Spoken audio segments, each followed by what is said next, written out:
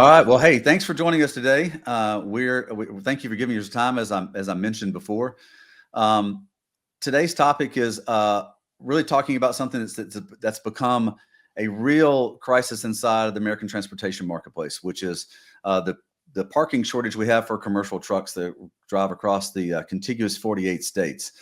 We appreciate you joining us today. The title of this webinar is How Warehouses, Truck Parking, and Safety Leaders Can Transform the Supply Chain. And we're going to talk all about how the impact of warehouses and distribution facilities can be a part of the solution that we're having in the marketplace, which is a real challenge for profitability for American transportation companies and even warehousing.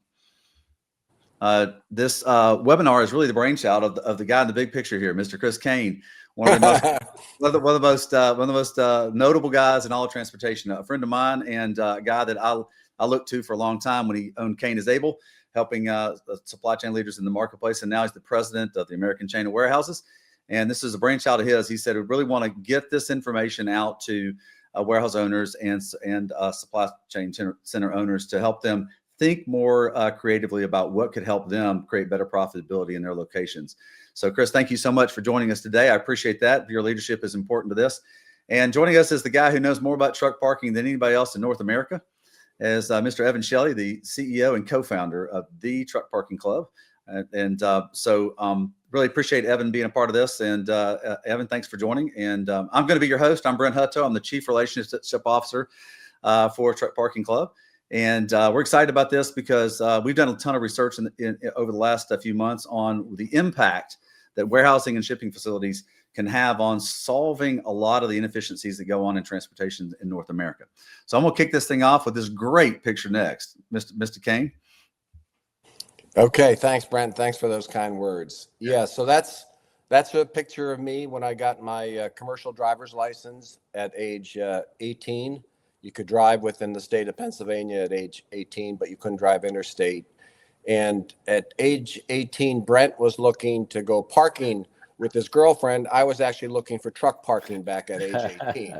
So that's how long, that's how long I've looked to solve this problem. But I'm excited to be with you guys today. I think it's a great combination of warehouse people working together with truck parking, and I'm anxious to get the message out to our members and all warehousemen across the country. Yeah, for sure. And thanks again, as I mentioned, for your leadership in this. This is your idea to kind of communicate this, and your idea on what truck parking can do to benefit warehouse owners. So we'll talk all about that today. What we'll cover today is the state of truck parking. Mr. Shelley will kind of walk through that, and Chris will give his creative thoughts on that. We'll talk about why it's a safety issue and how that can help and how warehouses can be a part of that. We'll talk about use cases for warehouses. We're going to show you actual warehouses that are in the system and benefiting from it, and really the impact that warehousing can have on solving this problem, which is a massive problem ever since 2018 when ELDs became part of the North American transportation marketplace. We'll talk about how you can be part of the solution and how it'll benefit you greatly, and then we'll do a Q&A at the end. So that's what we'll cover. We keep this pretty live and active here at Truck Parking Club and American Chain of Warehouses. So it'll be a nice dialogue back and forth, and I'm looking forward to it. Great. All right. So, Mr. Shelley, talk to us a little bit about just the mission statement of how you came to think about Truck Parking Club and the problem that needed to be solved. Yeah. So what we do is Truck Parking Club provides parking for truckers by monetizing vacant properties for landowners across the U.S. in order to help solve the truck parking shortage. That's why I started the company is to leverage a marketplace to create more parking in a very fast, scalable manner to alleviate the truck parking shortage. And the mission statement we have at the company is to help truckers save time and fuel by efficiently finding and reserving truck parking across the U.S. So everything we do at the company is aligned with that. We want to create tons of truck parking locations across the U.S. within our marketplace to make sure that drivers save time and fuel by being able to efficiently find and reserve truck parking. Yeah, well said, well said. So we wanted to make sure you understood sort of our heart at Truck Parking Club and kind of where this thing's going, and why Chris gave us the honor and opportunity to be a part of this. All right, so it's a big problem. It's a bigger than big problem, as my old CEO used to say. So talk a little bit about this, Evan, and Chris. If you got any comments, just jump in there. Sure.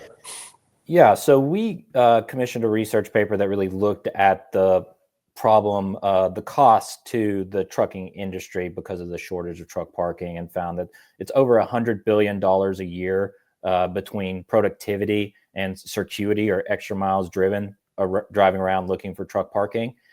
And the research paper went into the fact that we need over 1 million truck parking spaces, more spaces than we already have between truck stops, rest areas, locations on Truck Parking Club, and truck parking operators. We need over 1 million more spaces. 1.7 million is what the research paper came up with. And why does it cost the industry over $100 billion? Back to what I mentioned about circuity, 56 minutes per day per driver spent driving around looking for truck parking, huge waste in route optimization for drivers, for carriers and owner operators. And why is this a problem ultimately? And ultimately why I started the company, it's very hard to get zoned for truck parking. And then once you do find a parcel that is zoned correctly, or you luckily get it through the municipality, the cost of development around that is immense. In a lot of situations, ROI doesn't make sense. We know that a lot of we have a lot of truck stops that are actively building more truck parking spaces, but even for them, the ROI has to make sense. It has to make sense to be able to build that spot. Same thing for rest areas. Same thing for truck parking operators. And of course, NIMBY in the zoning process is no one wants truck parking near them, but everyone wants something delivered in 2 hours or 2 days. And ultimately that requires warehouses and that requires truck parking. So these restraints are really what builds up to have the immense truck parking shortage we have today. Yeah, for sure. So Chris, at the CSEMP show this year, you came up and tapped me on the shoulder and said, "Hey, I want to talk to you about this." Tell me what motivated you? Because this slide talks to a lot of this. So tell me a little bit what motivated you to say, we need to talk. Well, I just always recognized the need. And, this slide talks about, almost an hour of a driver's time. I mean, you put the cost of a driver, the tractor trailer, all the hourly costs associated with that, the limited number of hours that a driver is available to drive, and he's spending almost an hour finding truck parking is a problem.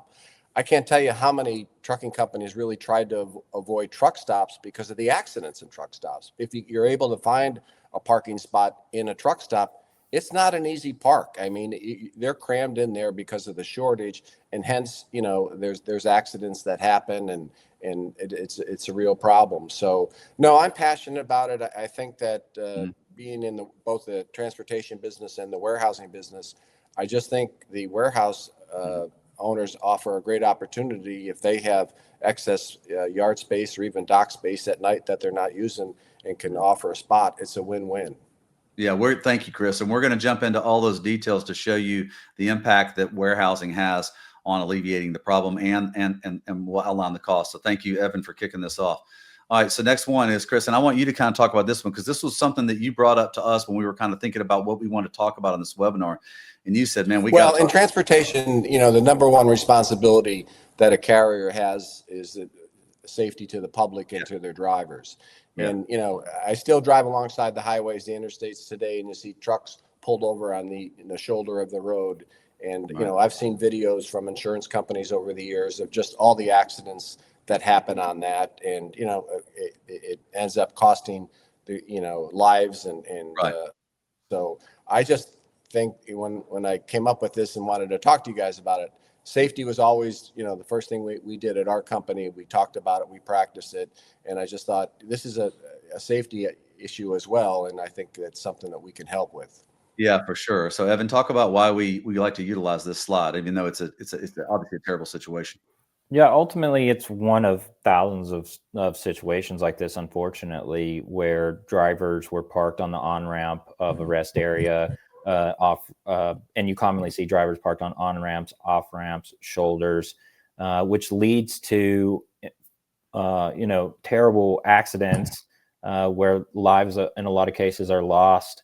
I know there's hundreds of fatalities a year due to drivers being parked in inadequate places, and there's tens of thousands of non-fatal collisions a year, which is really huge. So ultimately, we got to get drivers safely, legally parked. Yeah, for sure. It's a big part of the issue, and anytime they're not parked in a legal spot, it creates a massive liability for all of the customers that go to warehouses. And so this is why we're talking to warehouse providers. So thanks again for joining us on this. Sorry, let's go to the next one. I'll talk about this one.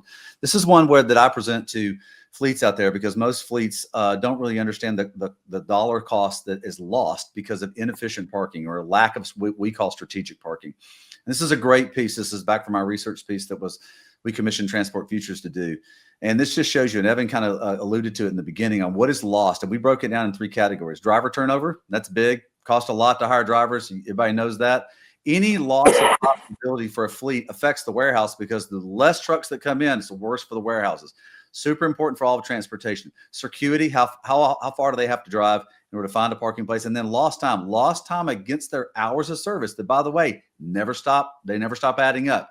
Those hours are going to move no matter what. So you look at the bottom figure, $125 billion. And the big one is the one on the far right, where it shows the cost per load, $247 average per load.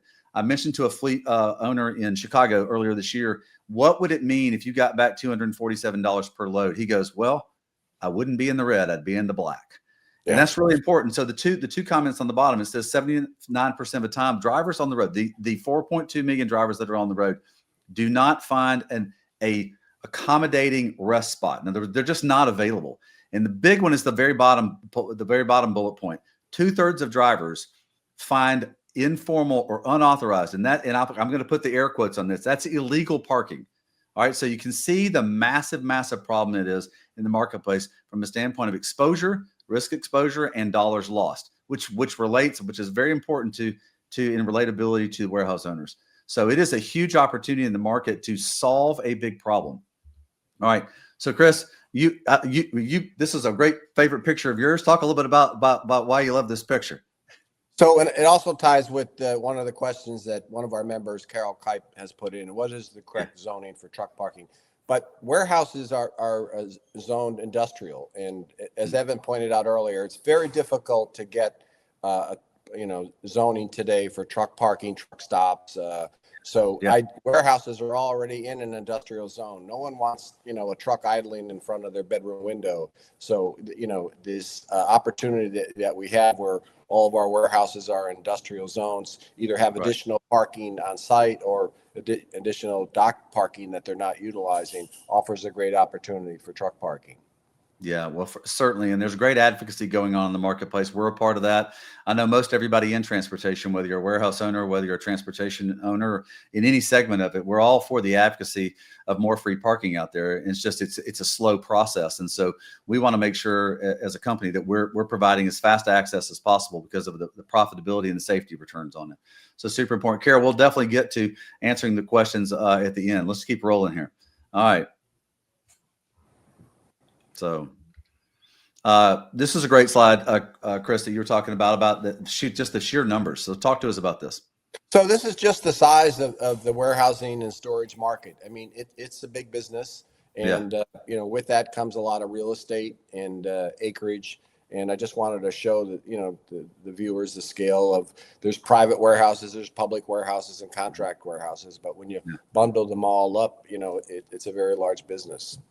Yeah, it's been shocking to me. The Amazon effect on warehousing has been incredible. It's been really beneficial for warehouse owners because it's created a 4 times larger need for warehousing in America than previously had. So it's a great time to be in the business because there's continued growth in that. And I love the way this slide goes all the way out to 2033. The appetite's not slowing down, Chris. Yep. No, it's a growing industry.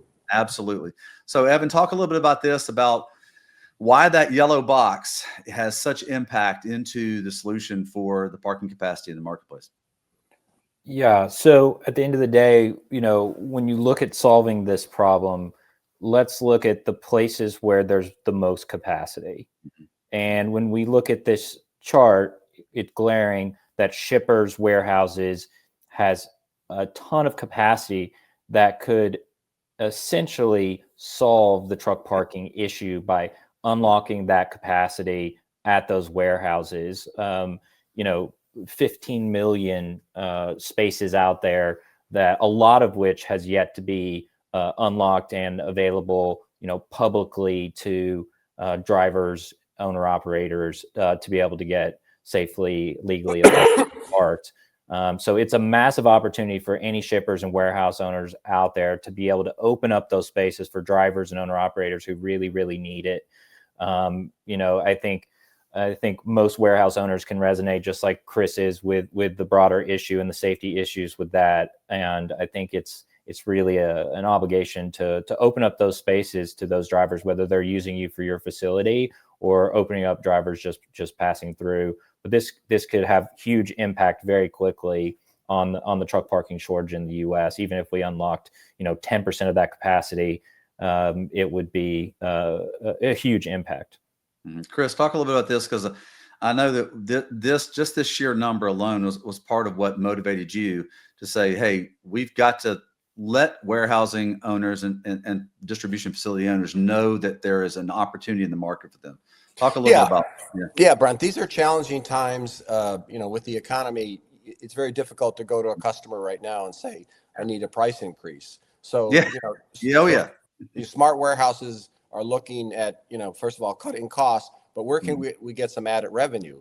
And I said, look outside your front door. If you've got availability in your parking lot or at your docks, these numbers will show there's a need for it. And working with the Truck Parking Club, the warehouse can get some added revenue for an asset underutilized, and it could be a win for the truck parking. The other thing is, I remember in the warehousing business, we had so many no-shows, 20%. Oh, wow. We booked 100 inbound appointments. There was 80 that showed and a 20% no-show. So, having, that because of, truck parking and a lot of issues that drivers run into, it affects the service. And then most importantly, arrested driver is a safe driver. And for sure. That's what you want. So I think this chart shows that there's great opportunity for shippers and warehouse 3PLs to at least take a look at that and see if it's a fit for their operations. Yeah, for sure. Where there's a structure to operate within. Certainly. Yeah, fantastic. All right, so Evan, let's kind of transition into the parking challenges, and then we'll talk about some case studies next on the exact on warehouses that actually are utilizing the truck parking opportunity out there or maximizing that. So talk a little bit about those parking challenges, Evan. Yeah, so ATRI does their annual study, and the issue of truck parking is always on that list. I was at ATA MCE this year, and truck parking was second on that list when Rebecca Brewster announced it, and fourth overall. So ultimately, it's typically within the top 1 or 2 problems for drivers, and typically within the top 5 for carriers. So just a glaring issue within the industry that ATRI and Rebecca Brewster actively track. So as we discussed, there's a need for 1.7 million more spaces out there, and we know that there's a lot more spaces than that at shippers and warehouses across the U.S. that could easily meet the current demand needed to solve the truck parking shortage. As we spoke on, drivers on average daily spend 56 minutes driving around looking for parking and wasting 15 miles. As Brent mentioned, over $200 per load wasted by drivers. This problem costs serious money to the trucking industry annually. And through our study, there's 23 million parking spaces out there that are suitable, and about 15 million of those spaces exist around the warehouses. So, and I think a pretty crazy stat, only 2% are available at this moment. Right. And a lot of which Truck Parking Club is unlocked. But still have a long way to go. Great opportunity. Yeah. Go ahead, Chris. Huh? No, I was just saying that offers a great opportunity for the warehouse. Yeah. This marketplace continues. Appreciate you saying that, Chris. This marketplace continues to evolve. I've been in the marketplace 30 years. I know, Chris, you may have been in longer than that, but it continues to evolve, and technology and access is creating opportunities across the board for different revenue streams. And this is kind of what we're talking about today. It's like, where are there new revenue streams, no matter where you play in the marketplace? And so I think from warehousing standpoint, there's not a lot of new opportunities. And so this is kind of what we're talking about, where there's opportunities for new revenue streams. All right, so let's talk about the marketplace, the actual overall marketplace on the coverage now. and then even includes where the bottom point there about how many warehouses are actually involved in the network presently, Evan. Okay. Yeah. So Truck Parking Club, we're a two-sided marketplace. So we are connecting property owners and businesses like the warehouses that we've discussed with hundreds of thousands of drivers, dispatchers, owner operators, fleet managers, brokers, which a lot of people don't know that brokers actively use us as well, and of course the carriers. We it's quite simple. Property owners, warehouse owners list their property on Truck Parking Club, and a driver goes onto our app or website and books that parking in real time, whether it's for, an hour, a day, multiple days, a week, a month. It's really up to that driver and to the property owner on how they want to list their space. And probably most importantly, we leverage a licensing model. We know that warehouses capacity may come and go for their truck parking based on their needs and their customers' needs. There's no long-term commitments. There's no mandatory leases for the property owners. So there's a ton of flexibility. So it's really on-demand parking that you can use as flex truck parking whenever you have that available capacity, when you have space in your yard or you have open dock space available. So today we have over 3,400 locations. I think we're going to pass 3,500 in the next day or two across 49 states. That's 55,000 truck parking spaces across multiple different categories. And today we have 206 warehouses with 3,274 spaces. 3,274 spaces looks quite small compared to 15 million. So we definitely have a long way to go. Great. Or there's a great opportunity, right, Chris? Yeah, exactly. No doubt. The thing those numbers will change after this video, this webinar. But well, certainly I know that trucks go there. This is a natural, to me, a natural conclusion to where you try to solve a problem. Where are the trucks already going? Where's the variances already there for trucks to park? There's no barriers other than a qualified sort of organization or a system to build around it. So let's move to warehouse. We're going to move into show you guys some of the warehouse property members and some comments from them and kind of how it works across the system there. So Evan, jump in there and let's talk about that. Yeah, so I think we've hit on these points decently already, but of course you can gain ancillary income on this unused space, whether it's yard space, parking at dock doors, and the tractor trailer spaces you have across your lot. Ultimately, this can result in having fewer detention charges and more on-time performance because you actually give parking capacity at your location. I know, something since I've started Truck Parking Club and before that, shippers and warehouses commonly having to close off their yards because there's just no way to maintain that parking. There's no way to really understand who's parking there. And so it becomes quite difficult to run that truck parking. But we've, now created a solution where we make it very easy to formalize that parking at your lot and run a truck parking business really turnkey with really no additional work, and you're just leveraging assets that are sitting there unused. We have 24/7 customer service, which is what is part of it, helps make it turnkey for warehouse owners. You guys aren't taking those late night calls or anything of that nature. We handle all that. It's all staffed by former drivers, so they understand the issues that the drivers parking there are going through, and we resolve most all issues that come through. And as the property member, as we call them, you can adjust your availability and pricing as you see fit. As we talked about, it's really on demand. So if you have 50 spaces today, and for whatever reason, you get a customer come in and they need to park 30 trailers for something outside of Truck Parking Club, by all means, you just change that availability. We're not trying to hold you to acting as if we have a lease or ownership on your property. And ultimately, you can see, as I mentioned, you can have visibility on who's parking on your lot, how long are they going to be there, and be able to really manage and maintain your lot in a way that wasn't really possible before.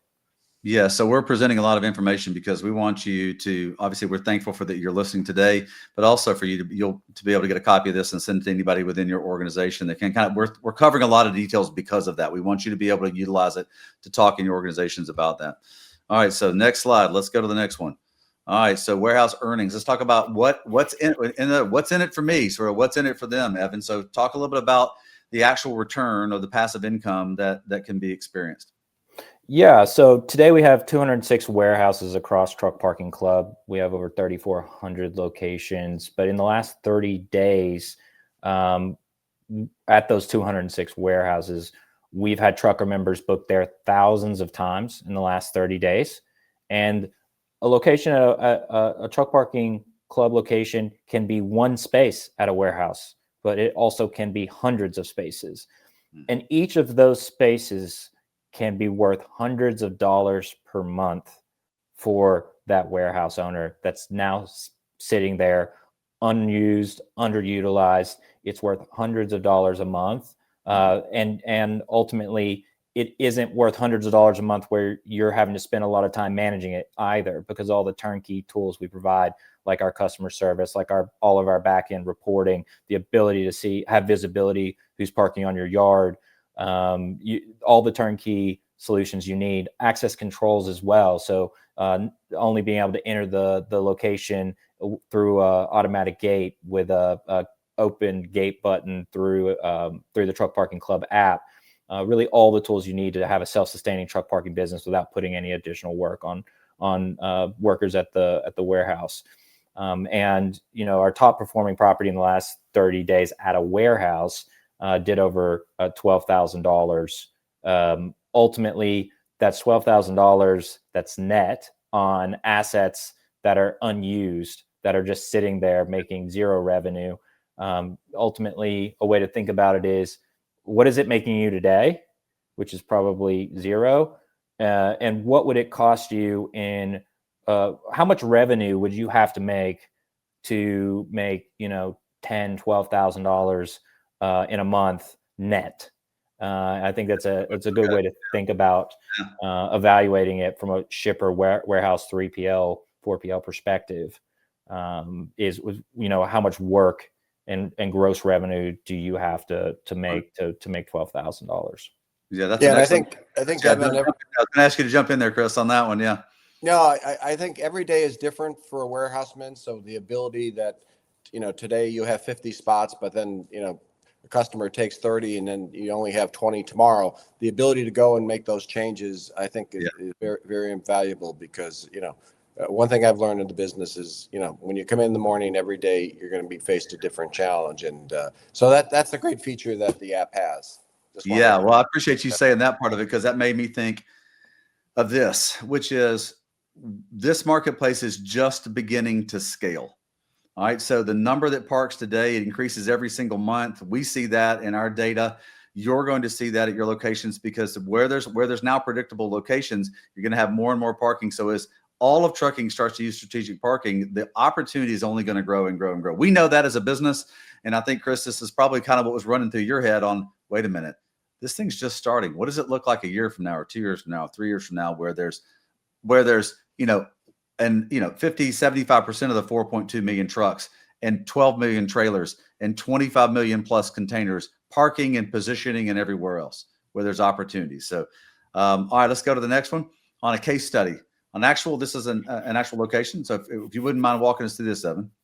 Yeah. So Logistics Plus reached out and was talking about all the truck and trailer parking spaces that they had, and thought there might be an opportunity to monetize those spaces. I think this was could be 18 or 24 months ago, and we onboarded 9 of their locations, and they saw a lot of success quite quickly for brand new locations, where they got over 100 bookings and earned $13,000 in 60 days from going live. So that's spinning that demand up in 60 days at their locations, where they were making $0 on those underutilized, unused assets in their lot. ultimately we do this, with thousands of property owners and hundreds of warehouses.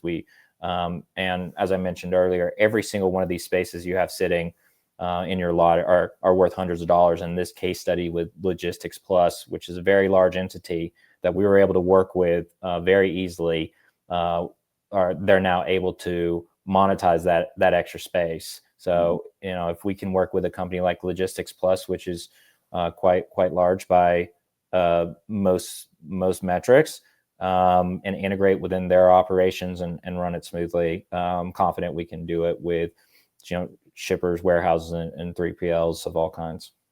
Yeah, for sure.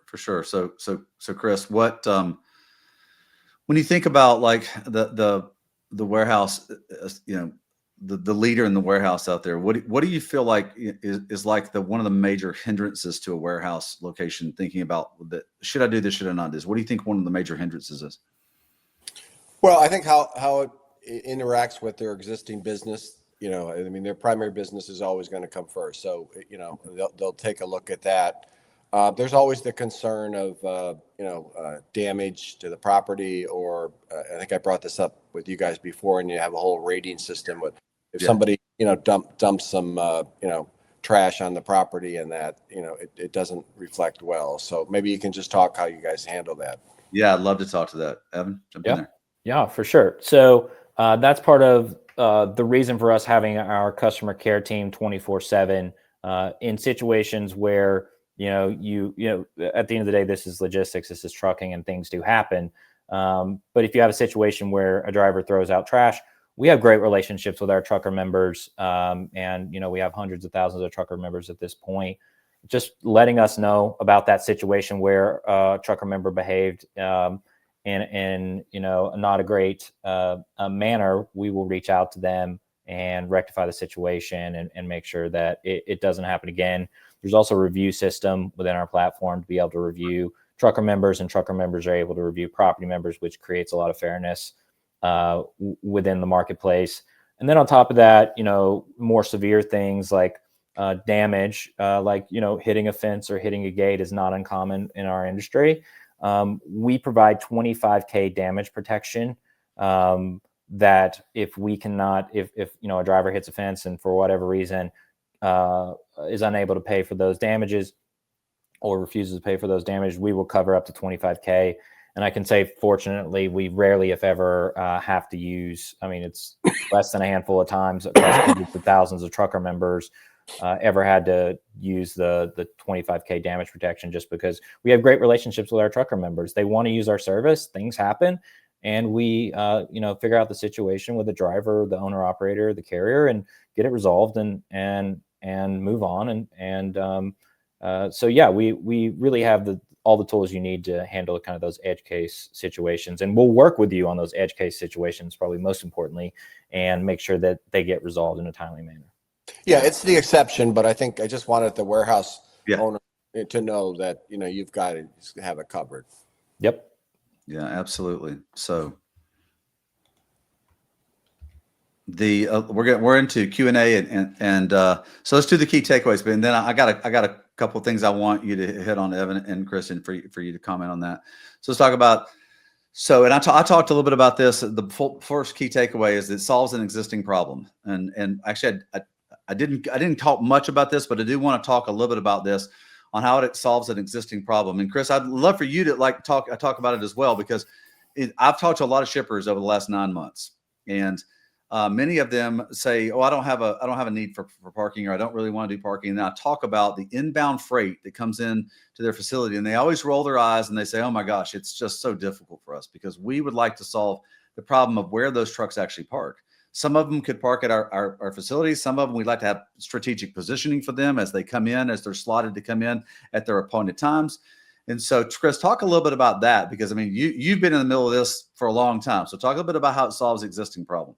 No, I just mentioned earlier, in all of our operations, there was a certain 10 to 20% no-show.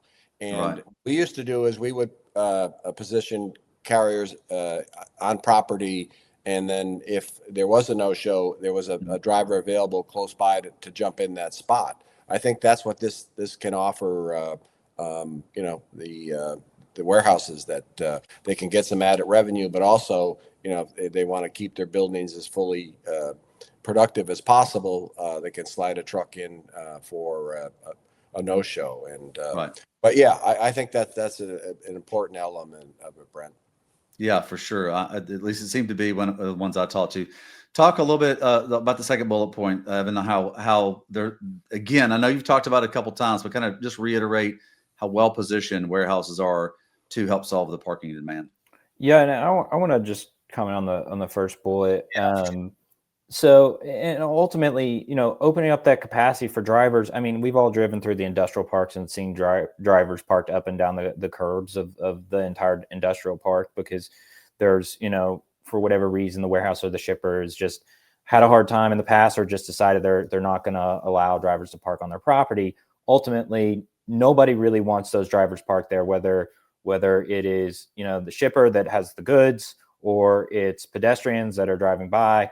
And having an option for them, as Brent alluded to, is crucial ultimately for the cargo, for the driver, for pedestrians, all the above. And that capacity exists. And I think, just rolling into the second bullet point, that's why they're, shippers and warehouses are very well positioned for the demand, because a lot of times that demand is right outside your door, and ultimately you're giving them a great option to park safely, to park legally, and really alleviate a lot of the issues that can come from parking in a inadequate, unsuitable spot. So just perfectly positioned for that. Yeah, for sure. Yeah, great points there. And then the last bullet point on unrealized revenue stream on existing assets. You own the warehouse, or you're leasing the property the warehouse is on. So there's a passive revenue stream or that you can realize. And Chris, talk a little bit about that, because there's not a whole lot of ways in which you can create revenue streams for warehouses, at least from my take on that. What's your take on creating new revenue streams for warehouses and distribution facilities? Well, I think good warehouses, Brent, they do everything they can within the building to create additional revenue. Right. What I wanted to make them aware of is something they may have not looked at, is the parking lot, and or additional dock doors. Maybe certain buildings are not running 24-hour operations, and they've got dock doors. A trucking company would love to be able to back into, protect the back doors of for sure. Especially a high value cargo load. So I think a warehouse really is well positioned to fit that need.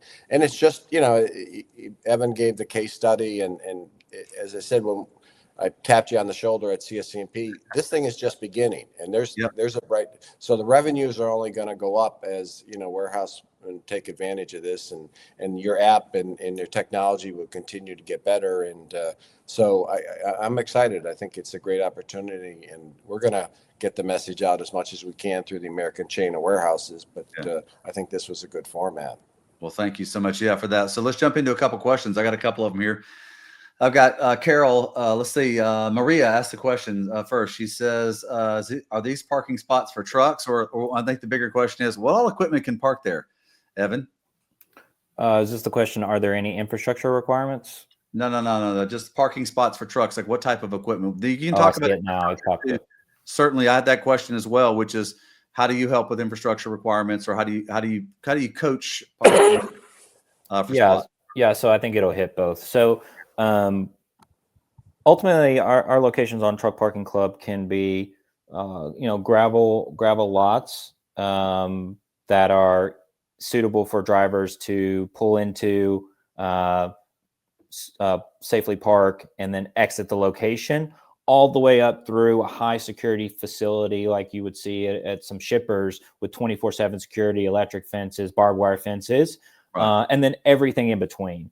So it's really, there are different demands for a driver any given day, depending on what they're hauling, depending on what their objective is, what they need to do.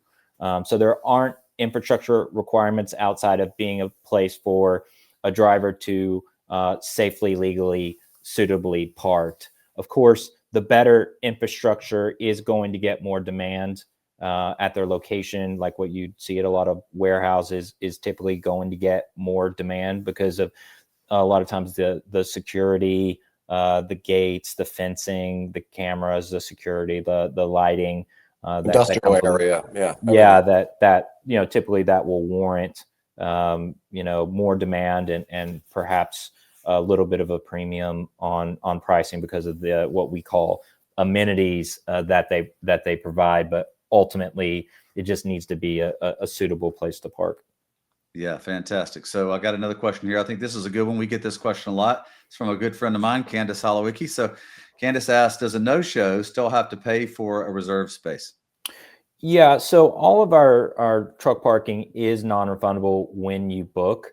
And the reason for that is because when you book that space, if you show up or not, that inventory is gone in our system. So just like a hotel, just like an Airbnb, if you book that space and then you no show and you don't let us know that you had a breakdown or something of that nature, you've taken up that space from a driver who would have wanted it ultimately. So our core policy is non-refundable. If there's an act of God type situation, we do look into those situations and see if we can offer a refund. But at the end of the day, what we say is make sure, you need the space and make sure you're going to be there. Right. On top of that, we are coming out with some really cool options for refunds on no shows. I can't talk about it too much today, but there's some really cool options we're coming out with that will give you some flexibility around those no shows and things of that nature. Not dissimilar to when you book a hotel or a flight these days, you're able to pay something to make sure that if you are a no show, you can get refunded. Not exactly like that, but something similar that we're working on to make sure we take care of our trucker members. Yeah, for sure. For sure. I'm going to go to Nick's question, Mr. Nick Pasidi. And he says, what's the average cost for a truck and trailer parking space per day? And then we get that question a lot too. So, so ultimately, across our entire platform, it's about $20 per day, but it definitely varies widely by market. You can be in the Midwest and it's $10 a day, $8 a day is not uncommon. But then you can be in the Northeast, you can be in Southern California, you can be in South Florida, where the demand is great and the supply is little. And you can see sky high rates. Ultimately, at the end of the day, we are not setting prices on these properties. The market is setting prices on these properties. The property owner has a right to price the property at what they want. Ultimately, though, at the end of the day, you can price it whatever you want. If it's too high, people aren't going to pay for it. Drivers are not going to pay for it. So ultimately, what we say is the market sets the price at the locations, because you can set it whatever you want to set it, but drivers aren't going to book it. So good luck. So we say that really at the end of the day, the market is what you need to look at and pricing. For sure. So Carol, I believe her last name is pronounced, is it Cup? That's my yes. Yeah. Kipe. Yep. And so she asked almost two. She's got two questions. She's actually got three of them on here, but I'm asking you a back to back, Evan. What's the correct zoning for truck parking? Number one, and you alluded to that a little bit earlier. And then she's got one second one, a last one down here. It says, do bookings indicate if there is hazmat freight on a trailer or if a reefer unit? Yeah. So what is the correct zoning? I'll hit that quickly. Every municipality has their own zoning. It could be I-3, I-4, I-5, M1, M2. Every municipality has their own really ordinances around that. So ultimately, it's going to depend on your municipality, which I think there's we could do a webinar on that alone, because there's a lot of nuance. There's there's some really interesting things that happen in local municipalities that I don't think are quite right around giving drivers the ability to park in suitable places. So, but we could do a webinar on that some other time. And then actually on that, I was talking to someone and they were saying that in California now they're fighting warehouses on having truck parking on their lots. And it's like, that's crazy to me. It's just hard for me to even understand that. But anyway, so On to the next one. The next one was, do bookings indicate if there is a hazmat, if there's hazmat freight on the trailer or if a reefer unit? Yeah. So every property member location is going to say whether or not hazmat is allowed. So if you're a warehouse owner and you say, I don't want to mess with hazmat, no problem. You just mark on your listing during onboarding. You'll talk with an onboarding specialist. You'll say, I don't want hazmat. They'll ask you, and then you'll say, I don't want hazmat in my location. Then your location will be marked as hazmat not being allowed, and then hazmat drivers won't book there.